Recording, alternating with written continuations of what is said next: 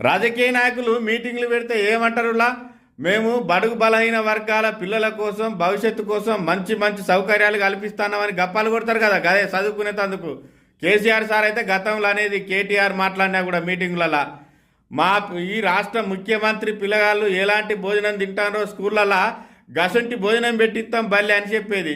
ఇక ఆయనే బాయే ఇంకొక ఆయన వచ్చే ఎవ్వరు వచ్చినా కూడా బడుగు బలహీన పిల్లలు చదువుకునే హాస్టళ్ళల్లో ఏదో ఒక రోజు ఏదో ఒక తాన ఫుడ్ పాయిజన్ అయి దవాఖానలు అయ్యే చెరికాయ పిల్లలు ఉన్నారు. కానీ వీళ్ళ పిల్లలకి ఏమైనా ఏడాదికో 10 ఏళ్ళకో 20 ఏళ్ళకో ఎక్కడైనా చదువుకునే కాడ హాస్టల్లో సౌకర్యాలు మంచిగా లేకనో ఫుడ్ పాయిజన్ అయ్యే దవాఖానల చెరికైన చరిత్ర ఎక్కడన్నా ఉన్నదా?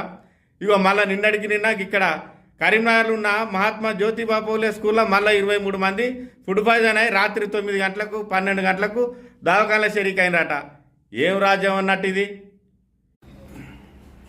గాడిదలకు గడ్డేసి బర్రెలకు పాలు విండి తిత్తాయా అన్నట్టుగా ఎవరెవలకు అధికారం కట్టబెట్టి బహుజనులు చదువుకునే పిల్లలకు సౌకర్యం మంచిగా ఉండాలి, బహుజనుల బతుకులు బాగుపడాలంటే బాగుపడతాయి. మార్నింగ్ బ్రేక్ఫాస్ట్ కూడా చేశాను. బ్రేక్ఫాస్ట్ చేశారు. ఎర్లీ మార్నింగ్ అయ్యేసరికి సరిగా స్లీప్ లేదు. ఎంతమంది మేడం? 23 మెంబర్స్ వచ్చారు. శర్మ నగర్ వెళ్ళేది.